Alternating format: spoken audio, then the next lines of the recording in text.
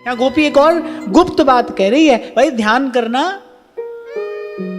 तो ऐसे ही किसी के ध्यान में न लग जाना। ध्यान कब मंगलमय है? कह रहे जब श्री कृष्ण की लीला का ध्यान किया जाए, जब भगवत लीला का ध्यान किया जाए तो ही ध्यान मंगल है। ध्यान में शक्ति बहुत है, अपरिमित शक्ति है ध्यान में। रावण जगत जननी श्री जानकी जी का ऐसा ध्यान करता है कि ध्यान करते करते वो तदाकार हो गया है। जब बहुत देर तक युद्ध चलता रहा तो देवता व्याकुल हो गए कि प्रभु इसको मार क्यों नहीं रहे। तब ब्रह्मा जी ने बताया ये रहस्य कि रावण ने इतना ध्यान किया है जगदम्बा का कि उसके रोम रोम में जानकी जी का वास हो गया है। तो जब तक उसका ध्यान नहीं हटता है, बोले तब तक प्रभु उसका वध नहीं कर सकते। ध्यान तो तदाकार कर देने वाला है। संसार का ध्यान करते करते तो हम संसारी हो गए हैं। जीव संसारी है थोड़ी। ईश्वर अंश जीव अविनाशी, चेतन अमल सहज सुख राशि।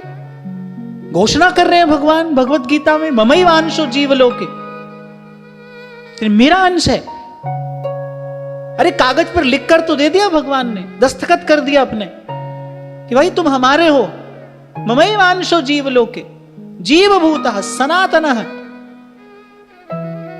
तो संसार का ध्यान कर करके ही तो हम संसारी हो गए ना। कह महाराज हम तो संसारी हैं, हम तो संसारी लोग हैं, ऐसे कह देते हैं ना, क्योंकि मान लिया हम संसारी हैं।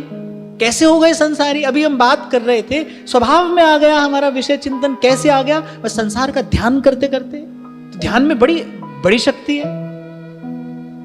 ध्यान तो स्वरूपांतर कर देता है, कीट को भृंग बना देता है ना ध्यान स्वरूपांतर कर देता है। आमूल चूल परिवर्तन हो जाता है ध्यान से। ध्यान अगर प्रगाढ़ हो जाए तो आप जिसका ध्यान करेंगे आप वैसे ही हो जाएंगे। तो गोपी कह रही है भाई ध्यान करना, अपनी शक्ति का सदुपयोग करना। और ध्यान के लिए मंगल रूप क्या है? विहरणम छते ध्यान